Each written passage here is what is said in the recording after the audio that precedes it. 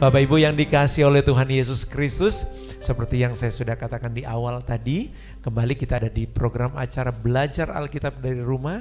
Secara khusus kita dalam tema Akhir Zaman, dan kita masih dalam seri membahas tentang topik Antikristus bersama Bapak Pendeta David Araro. Selamat malam Pak Pendeta. Selamat malam saudara-saudara.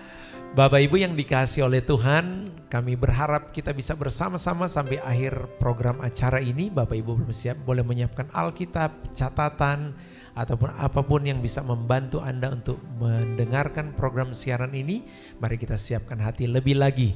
Baik, malam hari ini kita dapat sebuah topik ya Pak Pendeta tentang kapan sebenarnya Antikristus itu muncul atau dikatakan berkuasa. Kita sudah membahas beberapa pekan ini tentang bagaimana dia akan tampil ya dengan menggunakan tanda 666. Yeah. Nah, ini menjadi sesuatu yang saya secara pribadi penasaran kapan dia muncul, dan kalau dia muncul itu nah apa yang terjadi dengan anak-anak Tuhan. Nah, hal-hal ini akan kita bahas ya. Bagaimana Pak Pendeta menjawab itu pertanyaan kapan munculnya Antikristus? Oke, terima kasih Pak Devi. Jadi saudara-saudara, memang kita sementara membicarakan tentang Antikristus. Percakapan atau pembicaraan ini bukan karena kita sangat fans dengan Antikristus, tetapi karena kita perlu mewaspadai kehadiran Antikristus. Nah, karena kita mewaspadainya, maka kita memang perlu memiliki pemahaman dan pengenalan yang cukup memadai, sehingga ketika menghadapi pekerjaan iblis, apalagi dia menggunakan si Antikristus ini, maka kita anak-anak Tuhan dalam keadaan siap, dalam keadaan waspada, tidak kehilangan iman. Nah saudara-saudara, jadi pertanyaannya kapan Antikristus itu muncul? Nah, kita juga harus kembali pada pemahaman awal kita di beberapa minggu lalu bahwa kita perlu tahu itu Antikristus itu apa dan siapa. Nah, Antikristus itu kalau kita merujuk pada informasi dari kitab 1 Yohanes, di sana dikatakan bahwa Antikristus itu bisa ada kemungkinan dua. Jadi yang pertama, Antikristus itu adalah roh Antikristus, dan roh ini sudah bekerja menurut kitab 1 Tesalonika pasal 2, itu sudah bekerja di antara kita. Secara rahasia kedurhakaan itu sudah mulai bekerja. Jadi rohnya itu sudah mulai bekerja, dan roh itu bisa ada pada orang-orang tertentu, bisa ada pada orang-orang yang sudah ada pada zaman dulu, bahkan ada pada zaman sekarang. Misalnya roh Antikristus itu ada pada Firaun misalnya, roh Antikristus itu ada pada Kaisar Nero misalnya. Sehingga ada orang katakan bahwa kalau dilihat dari abjad Latin, Yunani juga, maka nama Kaisar Nero itu dilihat secara angka itu bisa merujuk kepada 666. Nah, jadi rohnya sudah bekerja. Jadi kalau misalnya kapan munculnya Antikris, maka saya katakan kalau rohnya sudah muncul dari kemarin-kemarin, sudah muncul dari waktu-waktu lampau, itu roh yang bekerja melalui orang-orang yang tidak menghormati Tuhan, tidak mengakui kedaulatan Tuhan. Tetapi kalau kita bicara figur Antikristus, jadi kan ada roh Antikristus, yang kedua adalah figur Antikristus. Nah, figur Antikristus ini yang mungkin kita harus lihat, kita harus perhatikan lagi Alkitab, kapan dia muncul. Sebab memang secara eksplisit di Alkitab tidak dituliskan nama si Antikristus itu. Jadi figur Antikristus itu namanya siapa? Hanya disebutkan dalam kitab Wahyu pasal 13 kan, bilangan binatang itu 666, bilangan binatang itu. Orang yang bijaksana akan mengerti. Nah, banyak sekali tafsiran tentang 666 itu. Jadi tidak disebutkan namanya siapa. Kalau misalnya sudah disebutkan namanya siapa, kita kan, kalau misalnya ada orang dengan nama itu, kemungkinan, apakah ada kemungkinan dia ini Antikristus. Itu yang pertama, secara eksplisit namanya tidak disebutkan. Yang kedua, Alkitab juga memang tidak menyebutkan secara eksplisit, kapan. Dan saudara-saudara, saya mau sampaikan begini sebelum kita akan lebih jauh. Memang dalam rencana dan karya Tuhan, kalau kita lihat sejak zaman Perjanjian Lama, memang Tuhan banyak kali menggunakan pendekatan seperti ini. Contoh, kita tidak akan sandingkan antikristus dan Kristus ya, tetapi mungkin kita akan lihat bagaimana karya Tuhan, bagaimana rencana Tuhan. Contoh, dalam Alkitab Perjanjian Lama sangat banyak nubuatan tentang Mesias, sangat banyak. Ada ratusan nubuatan tentang Mesias.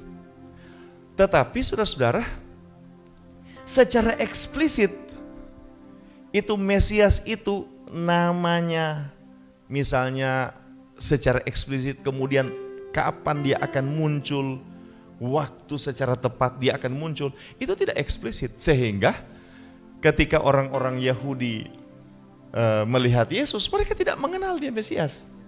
Padahal mereka ini ahli Taurat. Padahal mereka ini orang-orang yang mengerti kitab suci. Tanakh itu di luar kepala.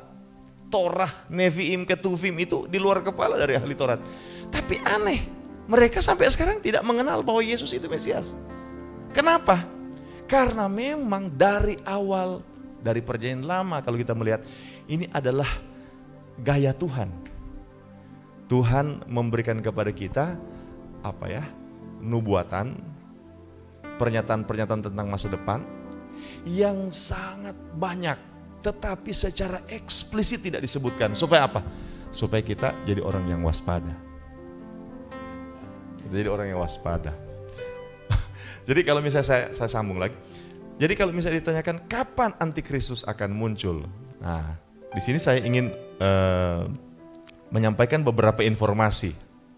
Mungkin ada saudara-saudara yang beberapa waktu lalu tidak mengikuti penyampaian kami ya. Atau mungkin yang beberapa waktu lalu yang sekarang perlu diingatkan kembali. Nah, ada beberapa informasi yang bisa kita lihat tentang antikristus. Secara fokus kita langsung lihat di dalam kitab Wahyu pasal 13 misalnya. Yang pertama, dalam Wahyu pasal 13 ayat 1, antikristus itu digambarkan seperti binatang yang keluar dari dalam laut berkepala 7, kemudian punya 10 tanduk dan 10 mahkota. Itu informasi pertama dalam Wahyu pasal 13 ayat 1. Nah, jadi kalau kita memperhatikan hal ini, berarti saudara-saudara, antikristus itu menunjuk pada pemimpin politik. Sebab di dalam kitab Daniel pasal 7 ayat 2-7, kemudian Daniel pasal 7 ayat 17, itu binatang-binatang yang digambarkan dalam kitab Daniel itu menunjuk kepada raja, pemimpin politik. Nah, dalam kitab Daniel pasal 7 ada 4 binatang kan yang muncul. Nah, binatang yang keempat itu diterangkan di dalam Wahyu pasal 13. Binatang yang keempat. Dengan kata lain, kalau binatang 1, 2, 3 dalam kitab Daniel 7 ayat 17 menunjuk kepada 4 raja, berarti binatang yang keempat juga menunjuk kepada raja. Sehingga kalau misalnya orang tanya, siapa antikristus? Pasti dia adalah seorang pemimpin politik. Tetapi beda dengan pemimpin politik sebelumnya, yang 3 raja sebelumnya. Raja yang antikristus ini dia adalah seorang pemimpin penguasa koalisi. Dia bukan pemimpin kerajaan tunggal. Jadi dia bukan misalnya presiden ini atau presiden itu, bukan. Dia adalah pemimpin koalisi. Pemimpin koalisi, di mana koalisi ini menjadi sebuah koalisi yang menguasai dunia, yang mengendalikan dunia. Itu yang pertama, informasi yang kita dapatkan dari Wahyu pasal 13 ayat yang pertama. Kemudian saudara-saudara, informasi yang kedua, binatang itu adalah binatang yang mendapatkan kekuatan tahta kekuasaan besar dari naga. Jadi pemimpin itu adalah pemimpin yang sebenarnya disupport oleh kuasa kegelapan, disupport oleh setan. Nah, saudara-saudara, ketika dikatakan bahwa antikristus itu adalah binatang yang keempat dalam Daniel pasal 7, berarti binatang itu adalah menggambarkan raja-raja yang terkenal. Misalnya Raja Nebukadnezar, kemudian Alexander the Great yang Yunani, kemudian kerajaan Romawi. Berarti Antikristus ini adalah seorang raja yang terkenal. Sebab mengapa dia bisa terkenal? Karena dia mendapatkan kekuasaan, kekuatan tahta yang hebat yang berasal dari si naga. Si naga itu adalah iblis. Itu informasi yang kedua. Kemudian informasi yang ketiga dalam Wahyu pasal 13 ayat 3, ini penting untuk diperhatikan saudara-saudara. Bahwa dalam Wahyu pasal 13 ayat 3 ini, bahwa ada salah satu kepala yang mengalami luka, kemudian sembuh. Jadi luka ini luka yang mematikan. Mengapa saya katakan luka mematikan? Karena kesembuhan luka tersebut, maka orang-orang mengikuti si binatang ini, si antikris ini. Orang-orang dari segala bangsa. Nah, luka ini luka yang bagaimana? Luka yang figuratif.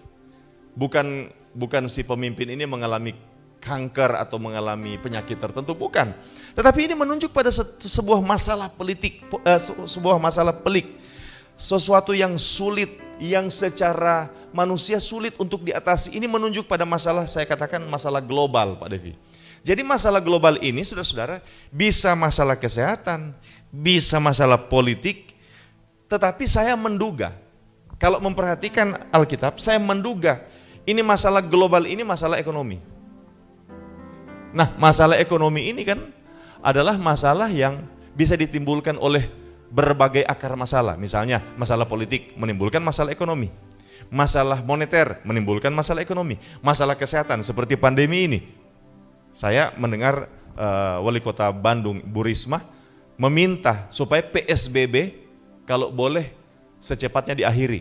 Padahal Surabaya adalah masuk dalam zona, bukan zona merah lagi, zona hitam. Kenapa Ibu Risma menghendaki PSBB harus selesai? Karena Bu Risma katakan, siapa yang mau kasih makan masyarakat Surabaya? Jadi masalah-masalah kesehatan, masalah politik, kemudian masalah-masalah alam, krisis moneter, itu menimbulkan masalah ekonomi. Nah, jadi saya menduga bahwa Wahyu pasal 13 ayat 3 ada luka di kepala, di salah satu kepala. Saya menduga bahwa ini adalah masalah ekonomi global. Dan si antikris ini, kalau kita baca kitab Daniel, kita bisa tahu, ini antikris ini orang yang berhikmat, orang yang pintar. Dia seorang pemimpin yang berkarisma, pemimpin yang pintar. Dia berhasil dalam mengatasi masalah yang pelik tersebut. Itu informasi yang ketiga yang bisa kita dapatkan dari kitab Wahyu pasal 13. Kemudian saudara-saudara, dalam kitab Wahyu pasal 13 ayat 5 dan kemudian dalam di ayat 5 dan 6 dikatakan bahwa dia ini memiliki mulut yang penuh dengan hujat. Dia adalah seorang yang suka menyombongkan diri. Artinya orang ini saudara-saudara akan dikenal dengan pernyataan-pernyataannya, statement-statementnya yang memang membangkang Tuhan, yang memang mengganggu kedaulatan Tuhan. Saudara-saudara, kita mungkin kalau sebelum zaman sekarang, kita mungkin berpikir bagaimana kita tahu statement itu. Sekarang saudara-saudara, statement dari pemimpin-pemimpin besar dunia itu secepatnya viral. Kalau itu merupakan sesuatu yang sifatnya bombastis, itu akan segera viral. Nah, salah satu tanda dari figur antikris ini adalah dia suka mengeluarkan statement-statement yang menentang Tuhan, yang menyaingi Tuhan, yang mengganggu kedaulatan Tuhan, yang menyombongkan diri seperti statement Nebukadnezar yang berbangga dengan pencapaian yang dia capai. Ini adalah tanda yang keempat yang bisa kita lihat dalam kitab Wahyu pasal 13. Kemudian dalam Wahyu pasal 13 ayat 5, puncak kekuasaan dari si antikris ini 42 bulan. Puncak kekuasaan. Jadi saudara-saudara, ini si antikris ini pasti proses pemunculannya, proses. Jadi koalisi untuk sampai di koalisi yang menguasai dunia ini pasti proses. Tetapi puncak kekuasaan di mana koalisi ini yang dipimpin oleh si antikris akan menguasai dunia itu 42 bulan. 42 bulan itu 3 tahun setengah. Karena itu mengapa saya percaya bahwa kekuasaan antikris itu 3,5 tahun. Karena disebutkan dengan eksplisit 42 bulan, disebutkan secara eksplisit. Kemudian saudara-saudara, informasi keenam yang kita bisa dapatkan adalah bahwa di Wahyu pasal 13 ayat 7, dia adalah pemimpin yang bisa mengalahkan orang kudus. Dia berkuasa dan mengalahkan orang kudus. Ada yang katakan bahwa ini bicara tentang si antikris menggalang kekuatan, terjadi perang Armageddon dan sebagainya. Saya secara praktis saja Pak Devi, bahwa roh-roh antikris sudah mulai bekerja dan akan ada satu masa di mana memang antikris akan mengalahkan anak-anak Tuhan. Tuhan akan meluaskan si antikris mengalahkan anak-anak Tuhan. Orang mungkin bertanya begini, orang mungkin berkata begini, apakah ada kemungkinan anak-anak Tuhan dikalahkan oleh kuasa kegelapan? Apakah doa anak-anak Tuhan itu tidak berhasil untuk memberi kemenangan? Saya mau sampaikan kepada kita bahwa di akhir zaman ada kemungkinan Tuhan meluaskan kemenangan sementara dari si antikris. Apa buktinya? Buktinya contoh praktis. Ketika Presiden Barack Obama melegalkan undang-undang homoseksualitas di Amerika, apakah tidak ada anak-anak Tuhan di parlemen? Apakah tidak ada anak-anak Tuhan yang berjuang supaya undang-undang tersebut tidak diketok oleh Mahkamah Agung, tidak diketok oleh parlemen Amerika? Di negara-negara Eropa yang saya katakan bahwa negara-negara ini lebih dikatakan sebagai negara-negara dengan komunitas Kristen, undang-undang melegalkan homoseks itu dilegalkan. Apakah tidak ada anak-anak Tuhan yang berjuang di sana? Tapi itulah Tuhan meluaskan kemenangan antikris. Anak-anak Tuhan perlu waspada hal seperti ini. Jangan baper. Kita harus mengerti rencana Tuhan. Haleluya. Kemudian informasi yang ketujuh adalah semua orang yang ada di bumi menyembahnya. Wahyu pasal 13 ayat 8. Semua orang. Jadi pertanyaan, di mana anak-anak Tuhan? Nah, di sini kita bersyukur, anak-anak Tuhan sudah disingkirkan. Sebab pada masa itu ketika antikris di puncak kekuasaannya 3,5 tahun, anak-anak Tuhan disingkirkan. Orang bertanya-tanya begini, oh anak-anak Tuhan yang bagaimana? Oh anak-anak Tuhan yang diberi sayap burung nasar, ya kan? Kemudian orang bertanya, apa yang disebutkan dengan sayap burung nasar? Langsung diterjemahkan, oh itu bicara tentang kepenuhan Roh Kudus, berbahasa roh. Izinkan saya Bapak Ibu Saudara sekalian untuk memperluas pemahaman tentang sayap burung nasar. Karena begini, kalau misalnya sayap burung nasar itu hanya menyangkut orang yang dipenuhkan Roh Kudus, akan jadi pertanyaan begini, bagaimana kira-kira kalau misalnya puncak kekuasaan antikris akan dimulai misalnya jangan saudara potong ini kalimat. Misalnya bulan Maret tahun 2030 misalnya bulan Maret tahun 2030. Kemudian ada satu anak Tuhan yang sudah dipenuhkan Roh Kudus tahun 2000 misalnya 5. Dan dia masih hidup tahun 2030. Dia dipenuhi Roh Kudus tahun 2005 dan tidak pernah lagi berbahasa roh sampai tahun 2030. Jadi pertanyaan, apakah dia akan disingkirkan atau tidak? Apakah dia akan disingkirkan atau tidak? Ini jadi pertanyaan. Karena itu menurut saya diberikan sayap Roh Kudus itu bicara tentang bagaimana Roh Kudus menguasai, mengendalikan anak Tuhan tersebut sehingga dia terus menjaga imannya, dia terus menjaga kesetiaannya kepada Tuhan. Dan itu memang tidak bisa juga kita lepaskan dari peran Roh Kudus untuk memenuhi kehidupan kita. Tetapi tidak terbatas pada hanya sekedar satu kali pengalaman berbahasa roh. Dan itu menjadi satu semacam tiket untuk mengalami penyingkiran. Sebab jangan sampai dia sudah 15 tahun tidak penuh Roh Kudus, pas datang antikristus, kemudian karena dia sudah 15 tahun lalu penuh Roh Kudus, akhirnya dia disingkirkan. Ini jadi satu persoalan yang perlu kita pikirkan secara teologis.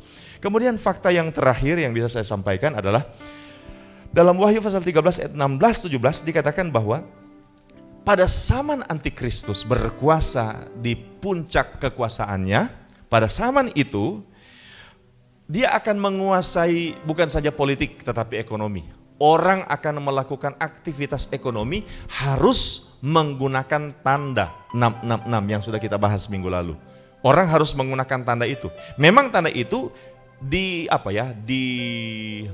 diupayakan oleh nabi palsu. Minggu depan saya ingin bicara tentang nabi palsu juga, saudara. Sebab selama ini banyak orang tidak membicarakan tentang nabi palsu. Padahal saudara-saudara, yang menyebabkan orang pakai tanda 666 bukan antikristus, tetapi nabi palsu. Apakah antikristus tidak ada peran membuat orang memakai tanda 666? Ada. Tetapi Alkitab tulis secara eksplisit, dia yang membuat orang besar, kecil, tua, muda, orang itu menggunakan tanda 66. Ini nabi palsu. Jadi kita perlu bicarakan minggu depan.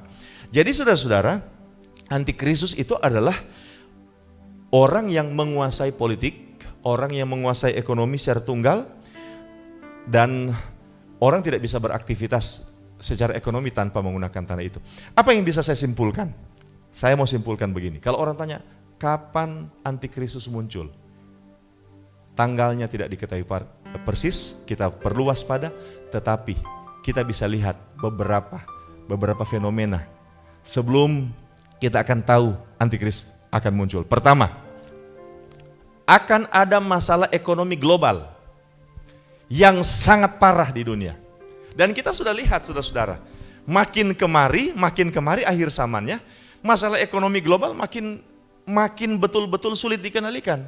Nah, akan ada satu masa di mana memang akan muncul masalah ekonomi global yang membuat semua dunia kelimpungan, dan kemudian akan muncul di tengah-tengah situasi itu akan muncul seorang pemimpin yang memimpin sebuah koalisi pemerintahan, dan kemudian orang tersebut bisa memberikan solusi, bisa memberikan jawaban atas masalah tersebut, sehingga akhirnya dia menjadi orang yang dipercaya, akhirnya dia menjadi penguasa tunggal, dan dia bisa mengendalikan bukan hanya politik tetapi juga masalah ekonomi. Mungkin penyampaian awal saya seperti itu, Pak Devi. Wah, menarik sekali ya, pemirsa yang dikasihi oleh Tuhan. Kita mendapatkan sebuah gambaran luas tentang bagaimana sebenarnya antikris itu akhirnya berkuasa. Seperti yang kita sudah bahas sebelumnya, bahwa tanda-tandanya sangat jelas ya Pak Pendeta di Alkitab ya. Iya. Tanda-tandanya sangat jelas, Alkitab benar-benar menjadi pelita ya, penerang. Amin. Ya, bagaimana ini semua terjadi seperti Pak Pendeta gambarkan tadi tentang kehadiran Kristus, tentang kotanya di Bethlehem akan hadir, meskipun hal itu terjadi pada waktu yang sangat panjang ya, kurang lebih 600-an tahun ya, baru itu digenapi yang benar-benar tergantung nubuatan. Ya, nubuatan Yesaya ya, 600 tahun kemudian baru digenapi. Tetapi bagi kita orang percaya, belajar Alkitab ini menuntun kita ya Pak Pendeta, seperti yang dijelaskan ada 8 topik tadi, menuntun kita pada tanda-tanda bahwa benar-benar, kalau saya catat di sini Pak Pendeta, bahwa benar-benar apa yang digambarkan tadi tentang pertama koalisi pemerintahan. Iya. Bahwa kalau kita lihat sekarang koalisi pemerintahan itu, kalau kita mundur beberapa dekade, ada blok barat, blok timur. Iya. Kemudian akhirnya dimenangkan oleh Amerika yang menjadi satu-satunya, ada satu periode dia berkuasa sendiri. Tapi Uni Eropa bangun lagi, Eropa bangun Uni Eropa, sebuah koalisi sendiri, goyang lagi oleh ekonomi. Kemudian sekarang bangkit lagi China, mulai menjadi penguasa ekonomi. Dan saya lihat mengarah kepada koalisi itu yang menjadi koalisi terakhir, ini merupakan sesuatu yang tidak lagi menjadi sesuatu yang tak terlihat. Iya. Bahwa untuk menuju ke situ ada kemungkinan besar. Ya, jadi memang kita lihat kan sejarah dunia bahwa muncul koalisi-koalisi, muncul koalisi. Mulai dari Perang Dunia Pertama, kemudian Perang Dunia Kedua, itu kan semua koalisi. Kemudian sekarang misalnya blok Barat, blok Timur. Sekarang juga saya pikir blok Barat, blok Eropa, blok Barat maksudnya, dan blok Timur itu masih tetap ada. Rusia, Tiongkok dan Iran, iya kan? Itu masih merupakan satu blok kekuatan. Kemudian Amerika bersama negara-negara Uni Eropa, kemudian Israel itu merupakan negara yang lain. Kemudian yang Rusia bersama dengan Korea Utara, iya kan? Jadi kalau saya misalnya ditanyakan apakah antikristus sudah ada sekarang? Menurut saya belum. Mengapa belum? Karena belum ada yang menyatukan koalisi ini yang menjadi pemimpin tunggal. Koalisi Barat dan koalisi Timur masih sama kuat. Masih sama kuat, baik dari persenjataan, baik dari ekonominya. Kalau misalnya ada satu koalisi yang akhirnya melejit sendiri. Nah, ini saudara-saudara mungkin jadi tanda. Kalau saudara kita melihat misalnya ada satu koalisi yang melejit sendiri. Dan kemudian koalisi-koalisi lain akhirnya mulai goyah, mulai kurang kuat, dan kemudian akhirnya ada kemungkinan melebur dengan koalisi ini. Saya ingin sampaikan, kalau ada fenomena seperti itu, berarti tanda antikris itu sudah sangat dekat. Sudah sangat dekat. Sekarang kan masih ada koalisi-koalisi, koalisi Arab, koalisi Barat, koalisi Timur, seperti itu, Pak Devi. Ya, jadi ini sebagai anak-anak Tuhan yang belajar Alkitab, kita sepertinya malam hari ini mendapat gambaran yang sangat jelas bahwa apa yang digambarkan Alkitab menjadi sesuatu yang menjadi logis ya Pak Pendeta, menjadi sesuatu yang masuk akal bahwa akan bersatu akhirnya negara-negara yang sendiri-sendiri karena ada masalah ekonomi yang Pak Pendeta tafsirkan tadi. Nah, masalah ekonomi inilah yang akan menyatukan. Iya. Sebab memang sama seperti sekarang,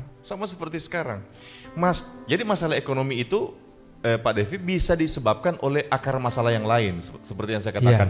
Bisa masalah kesehatan, bisa masalah politik, bisa masalah alam, ya kan, bisa masalah moneter dan sebagainya.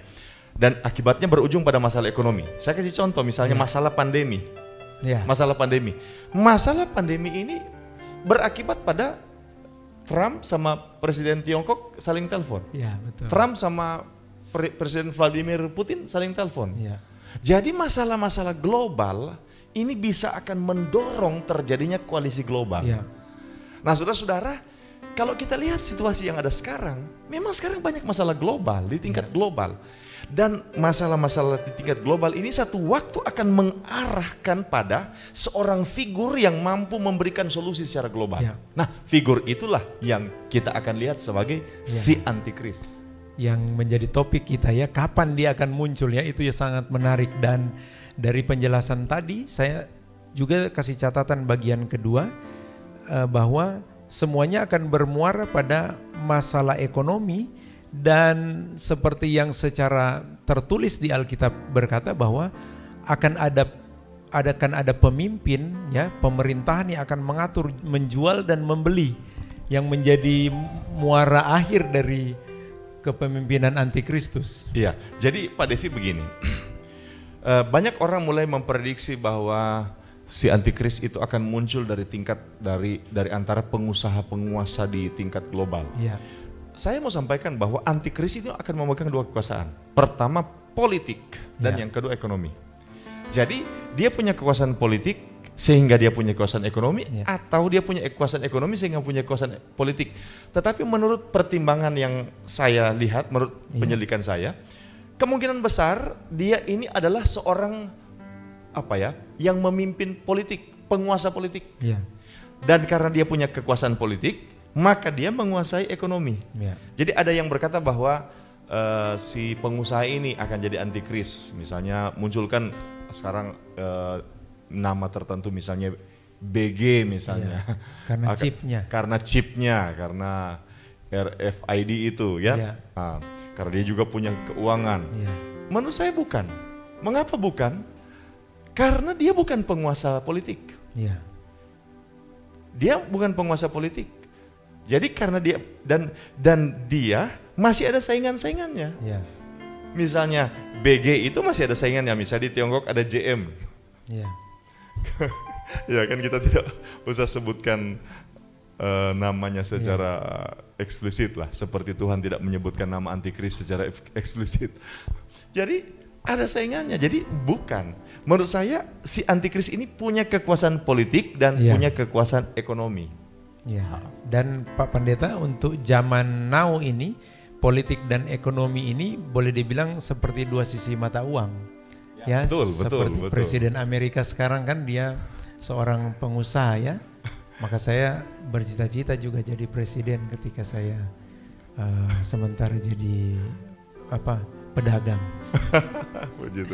Ya, kita melihat ada maksudnya yang membuat saya menarik Pak Pendeta pada bagian ini, bahwa apa yang digambarkan Alkitab sekarang, kalau boleh saya katakan, sudah terlihat sangat jelas bahwa ini memungkinkan, seperti kita bahas chip minggu kemarin, bahwa memungkinkan tanda 66 jadi chip, kemudian digunakan menjadi alat perdagangan dan dikontrol secara sentral. Iya. Ini sesuatu yang sangat masuk akal. Saya ingin sampaikan begini, lepas dari kita bicara tentang antikris, Iya. Alkitab kita luar biasa. Amin. Mengapa saya katakan luar biasa? Minggu lalu kan kita bicara chip misalnya. Iya. Chip itu, tanda 66 itu akan diletakkan di dahi, Iya. kemudian diletakkan di tangan kanan.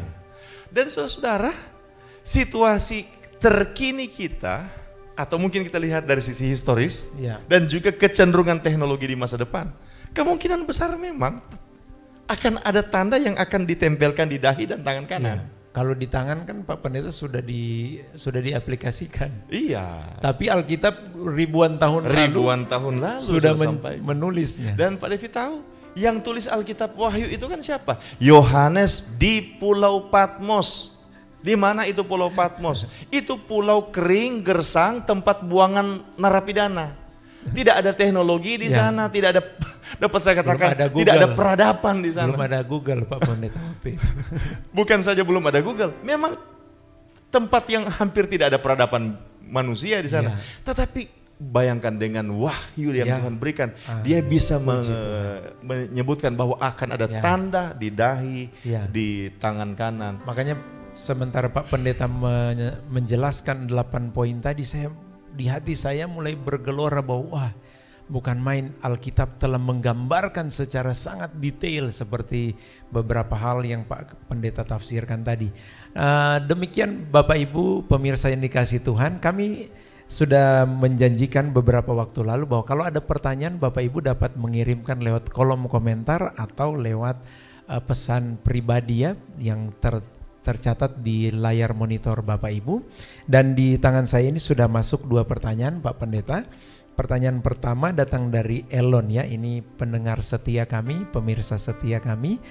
Hai Elon, shalom, Tuhan memberkati ya. Nah, ada pertanyaan menarik ini Pak Pendeta.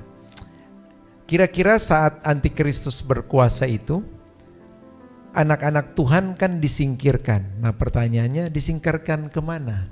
Begini Pak Elon. Salam dulu buat sahabat saya, Saudara Elon. Jadi begini, sengaja Tuhan tidak kasih tahu.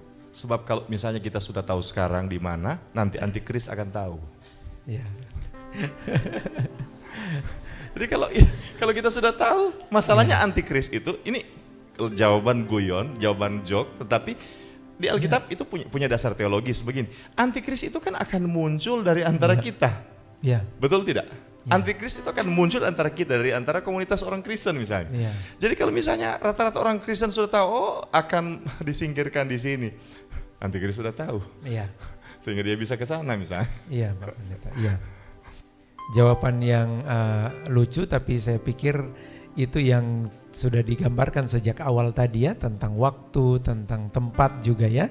Kali ini kiranya Elon bisa memahaminya. Ya, ada pertanyaan kedua juga yang masuk.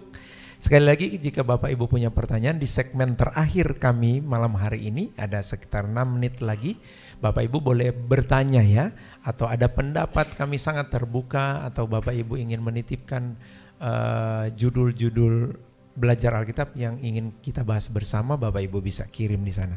Ya, pertanyaan kedua datang dari Albert Bove ya.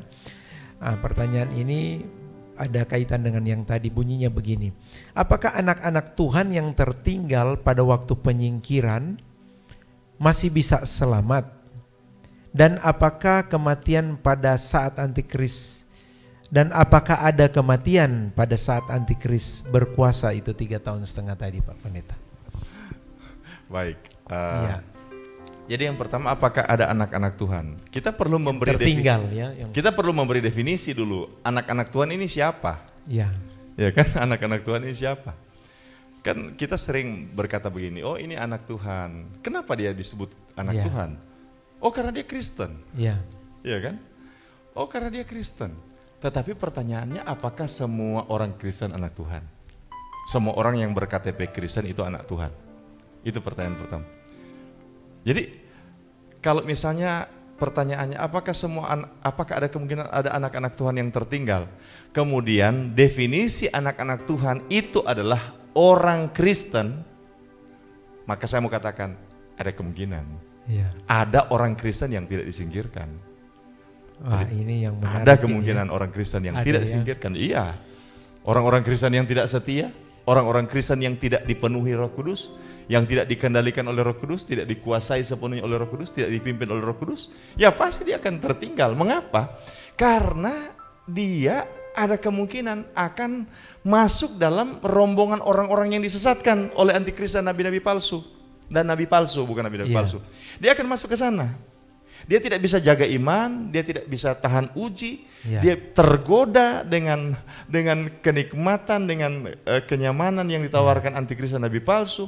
Kemudian dia akhirnya melepaskan iman. Ada kemungkinan seperti itu, yang orang-orang seperti itu.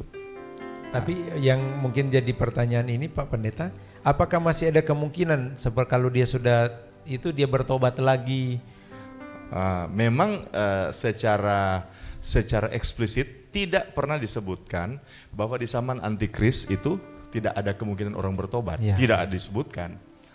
Jadi tetapi memang ada beberapa informasi bahwa memang dia harus berjuang seperti itu. Ya, orang-orang Kristen yang sudah pernah mengenal kebenaran, akhirnya dia disadarkan, oh ini zaman antikris. Oh ini si antikris ternyata. Kalau misalnya akhirnya orang-orang yang takut Tuhan, orang-orang yang setia itu disingkirkan, kan pasti akan ada fenomena viral. Ada fenomena viral, Alkitab katakan yang satu disingkirkan, yang satu tidak disingkirkan, yang lain disingkirkan di ladang, yang satu tidak disingkirkan. Itu pasti akan ada fenomena viral. Dan orang-orang Kristen yang sudah pernah sedikit-sedikit mengenal ajaran Kristen, ajaran kebenaran, dia akan sadar, betul ternyata. Tapi dia tertinggal. Nah ini akhirnya dia akan diperhadapkan pada pilihan, apakah dia akan, karena sudah basah, akhirnya dia terlanjur mandi, karena sudah ada di zaman antikris, daripada mati lebih baik menikmati saya dengan antikris. Tetapi ada kemungkinan ada orang-orang yang sadar dengan situasi itu dan kemudian berbalik. Makanya mungkin catatan dari pertanyaan ini, mari kita sadar taat dan setialah seperti lagu tadi di awal kita buka. Pertanyaan kedua Pak Pendeta, dan apakah pada saat antikristus berkuasa, apakah ada kematian? Tidak disebutkan lagi dalam Alkitab bahwa tidak ada kematian. Tidak disebutkan. Manusia pada waktu itu masih bersifat fana. Jadi manusia ini kan adalah makhluk kekal, tetapi karena dosa, akhirnya manusia itu mengalami yang namanya masuk ke dimensi fana. Jadi karena dosa kan manusia yang makhluk kekal yang tidak dapat mati, itu masuk ke dimensi fana. Maksud dimensi fana itu apa? Maksudnya adalah ada bagian manusia yang akan mati. Apa itu? Tubuh jasmani manusia. Itu akan mengalami kematian. Dan zaman antikris itu kan adalah zaman sebelum manusia diberikan tubuh baru. Kan orang-orang yang dibangkitkan itu akan dibangkitkan sesudah zaman antikris. Nah, jadi belum ada tubuh baru. Nah, kalau belum ada tubuh baru berarti tubuhnya masih tubuh fana. Jadi apakah ada kemungkinan mati? Ada. Kalau saya tidak salah ingat Pak Pendeta, di Wahyu ada ditulis bahwa akan ada siksaan di masa antikris, dan pada saat itu maut diangkat. Maksudnya orang biar, ini cerita sekolah minggu Pak Pendeta sudah dipotong-potong tapi hidup tidak bisa mati karena siksa terus menerus. Itu bagaimana hubungannya Pak Pendeta? Ya memang saya juga dapat informasi dari sekolah minggu agak mengerikan dalam konteks orang sangir, orang nelayan, karena guru-guru sekolah minggu saya katakan bahwa zaman antikris mereka akan siksa orang-orang Kristen yang akhirnya sadar, yang tidak disingkirkan tadi. Katanya tubuhnya akan diiris-iris, kemudian akan dipakai cuka atau dan akhirnya seperti ikan sebelum dibakar. Tapi kita tidak mendapatkan informasi seperti itu dalam Alkitab. Itu memang Nah, yang pasti mungkin bagi Elon yang bertanya ini, Albert mari kita tetap setia, taat, supaya kita memang disingkirkan bersama Pak Pendeta David Araro supaya kita boleh ketemu di sana nanti. Kemudian ada pertanyaan berikut demikian Pak Albert, kiranya Tuhan berkati atas pertanyaannya. Kemudian dari Brian Eric ya. Brian Eric punya pertanyaan Pak Pendeta. Menarik karena di kitab Yohanes seperti juga Pak Pendeta sampaikan tadi bahwa antikristus itu berasal dari antara kita. Nah, mohon penjelasan katanya ini. Di antara kita ini maksudnya apakah antikristus ini adalah orang Kristen ataukah antikristus ini dari sudut pandang Yohanes dan Yahudi saat itu antara keturunan Abraham dari Ishak atau Ismail? Ini pertanyaan yang sangat baik, yang sangat baik karena pertanyaan di antara kita ini bertanya tentang dua konteks. Pertama, apakah dia orang Yahudi? Yang dimaksud dengan kata kita itu orang Yahudi, atau yang dimaksud dengan kata kita itu adalah orang Kristen. Saya pikir kita perlu memahami apa yang disampaikan dalam Alkitab ya. Kitab Yohanes ya, 1 Yohanes 2. 1 Yohanes pasal 2 ya. Memang mereka berasal dari antara kita, tetapi tidak sungguh-sungguh termasuk pada kita. Jadi ada kata kita kan. Nah, saudara-saudara, saya berpendapat begini, bahwa kitab 1 Yohanes ini kan adalah kitab perjanjian baru. Nah, surat Yohanes ini ditujukan kepada siapa? Tidak ditujukan kepada orang Yahudi, ditujukan kepada gereja. Kalau bicara gereja, sekarang gereja tersebut melembaga dalam agama Kristen. Sehingga dapat saya katakan bahwa konteks 1 Yohanes pasal 2 itu, kata kita di situ mengacu kepada orang Kristen. Dan begini Brother Brian. Begini.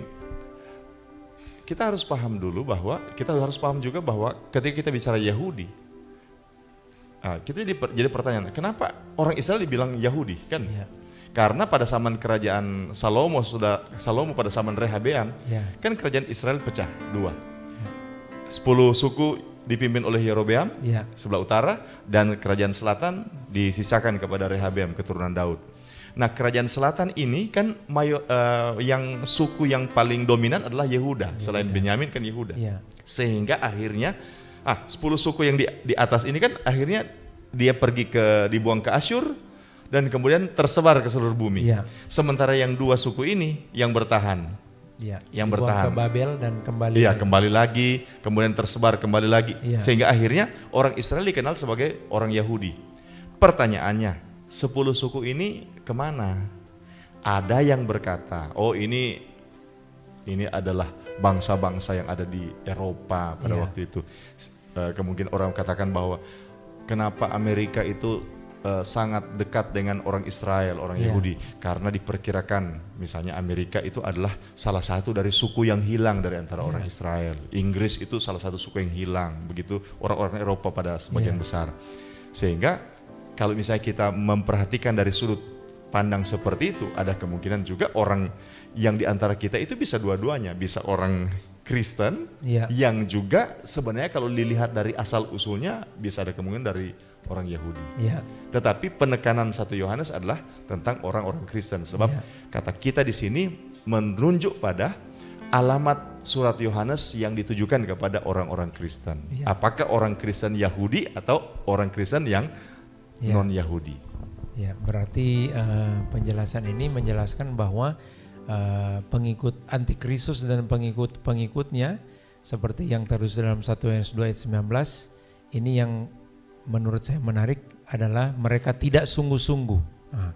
Ini yang harus sungguh-sungguh saudara ya yang ikut belajar Alkitab ini ya. Nah, demikian jawaban untuk Brian ya, kiranya dapat memahaminya. Dan 2 pertanyaan terakhir karena waktu sudah habis, tapi saya lihat sutradara terus mempersilakan kami untuk melanjutkan sampai larut malam. Jadi saya akan lanjut ya.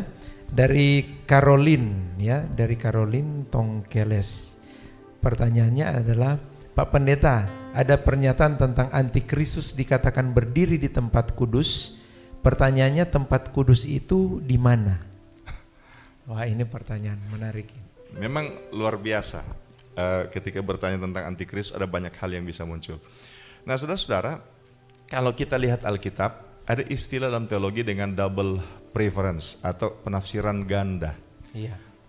Dalam kitab Pengkhotbah juga sering disebut bahwa apa yang ada akan ada lagi, apa yang terjadi akan terjadi lagi.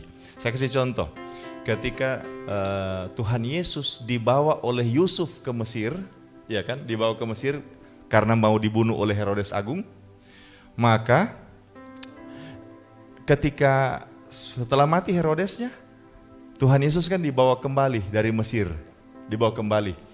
Dan dalam kitab Matius pasal berapa ya, saya agak lupa, dalam Injil Matius dikatakan bahwa itu untuk menggenapi firman, dari Mesir kupanggil anakku. Ya. Kalau kita baca dalam kitab Nabi-Nabi, itu nubuatan dari Mesir kupanggil anakku, itu sebenarnya merujuk pada peristiwa orang Israel yang keluar dari Mesir. Ya.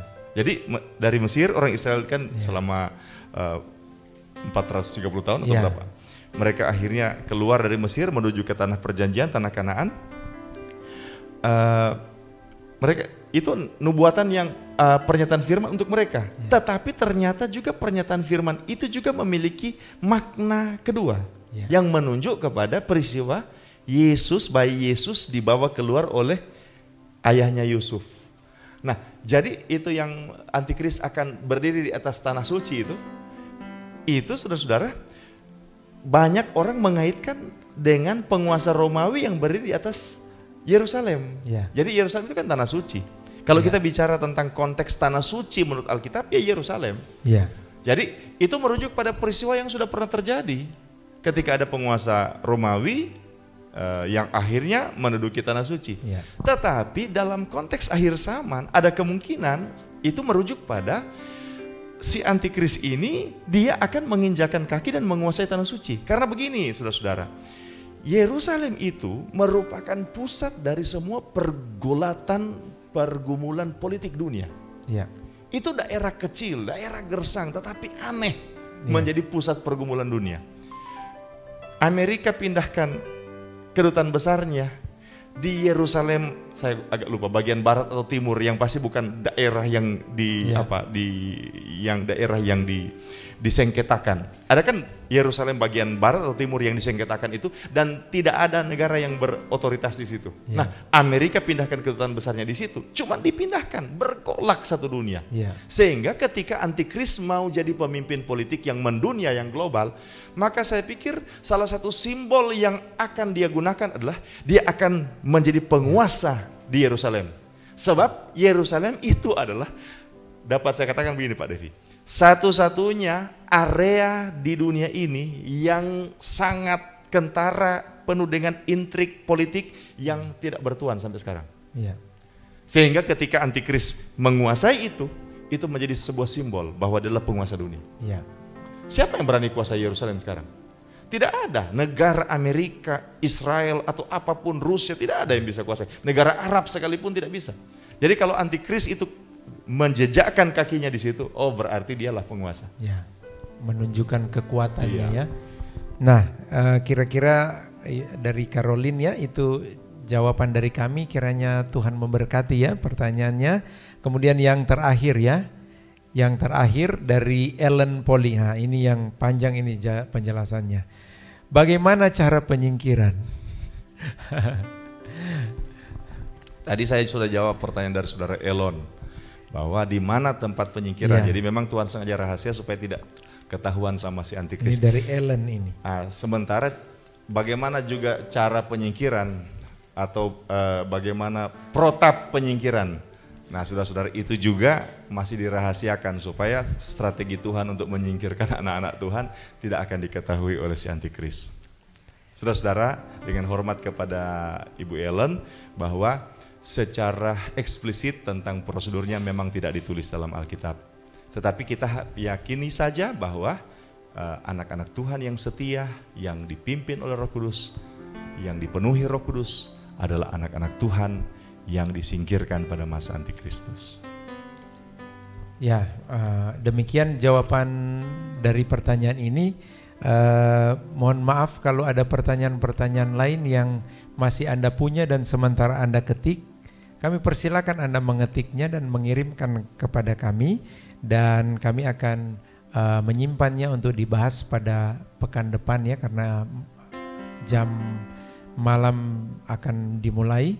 Jadi kita akan menyelesaikan pertemuan kita, dan besar harapan kami Bapak Ibu agar apa yang setelah kami sampaikan materi di awal tadi dan pertanyaan-pertanyaan yang sudah Bapak Ibu kirimkan kepada kami ini dapat menjadi sebuah pelajaran iman bagi setiap kita, bahwa Bapak Ibu Alkitab menulis dengan sangat teliti ya, sangat detail. Saya mengagumi bagian ini pada pemahaman ini, bahwa luar biasa. Ada beberapa pertanyaan dari teman-teman yang mungkin dijawab secara lelucon ya, tapi Bapak Ibu itu maksudnya adalah kita meyakini bahwa kalau Tuhan memberi penjelasan pada satu bagian dan pada bagian lain tidak, tentu Pak Pendeta Tuhan punya maksud ya. Tuhan Amin. punya maksud yang indah di balik semuanya itu. Seperti malam hari ini Bapak Ibu, kita Tuhan beri kesempatan untuk belajar materi ini, dan Bapak Ibu kami sangat berharap agar apa yang Anda terima malam hari ini dapat Anda bagikan kepada saudara seiman dengan cara Anda share, Anda bagikan, Anda bisa bagikan itu di Facebook atau di YouTube kami, sehingga makin banyak orang diberkati dengan acara Amin. ini. Dan kami berkomitmen Bapak Ibu, selagi Tuhan Yesus belum datang, Antikristus belum berkuasa, kami akan hadir setiap hari Selasa ya, untuk belajar Alkitab. Makanya kita belajar terus Bapak Ibu supaya kita tidak disesatkan. Kami menyimpan satu topik untuk pekan depan tentang nabi palsu ya Pak Pendeta ya. Nah ini sangat penting kita mengidentifikasi, mengetahui bagaimana cara bekerjanya iblis dengan menggunakan nabi palsu ya. Kita mungkin akan tinggalkan materi tentang antikristus dan kita akan menanjak ke pelajaran nabi palsu pekan depan. Terima kasih untuk setiap Anda yang sudah bergabung bersama kami. Tuhan kiranya memberkati, dan kita akan menutup program siaran ini dengan terus meminta Tuhan menolong, menyertai kita semua. Bapak Pendeta David Araro akan menuntun kita dalam doa. Mari kita berdoa. Tuhan Yesus, kami bangga memiliki Allah seperti Engkau. Kami bersyukur karena kami dibekali dengan Roh Kudus-Mu yang menolong kami untuk mengerti apa yang menjadi kehendak Tuhan, apa yang sementara terjadi. Kami bersyukur kami diberikan firman Tuhan yang memberikan informasi kepada kami yang sangat detil, yang sangat teliti. Mungkin ada sesuatu yang masih dimeteraikan sehingga tidak disampaikan secara eksplisit, tetapi itu bukan halangan bagi kami untuk mengenal rencana Tuhan, untuk melihat tanda-tanda zaman, karena Roh Kudus yang ada di dalam kami selalu menolong kami, memberikan kepada kami pemahaman dan terus membimbing kami untuk terus menjaga iman kami. Terima kasih karena firman-Mu adalah kebenaran. Kami bersyukur karena firman-Mu adalah Allah, firman-Mu adalah kebenaran. Bapa, hamba berdoa kepada setiap umat Tuhan yang sementara bersama-sama dengan kami belajar firman. Tuhan, bukan hanya sekedar belajar dan memperkuat intelektual, akademik seseorang, tetapi biarlah firman Tuhan menjadi bekal bagi kami untuk menjadi anak Tuhan yang setia, anak Tuhan yang bertanggung jawab, anak Tuhan yang menjadi saksi hidup Kristus bagi banyak orang, supaya banyak orang mengenal Tuhan, banyak orang diselamatkan, banyak orang dipulihkan, dan itu terjadi dalam nama Tuhan Yesus Kristus. Terima kasih Bapa.